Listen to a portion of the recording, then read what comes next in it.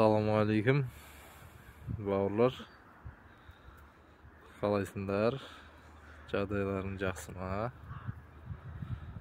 Мына жерді білесіңдер ма? Мына жерді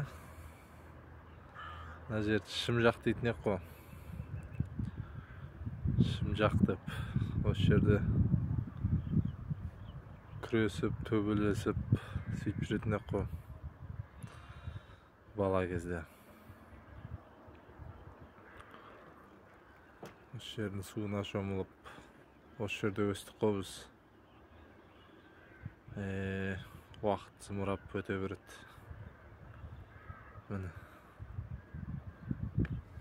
Керемет ауа райы, керемет болып тұр, шамалы салқында болып тұр. Мен жұмыстан шығып, шамалы серуендеп шыққам ғой, таза ауашта істеп. Міне. Көп нәрсе еске түседі. Мына жерге қарап тұрсаң. Аман болыңдар бауырлар.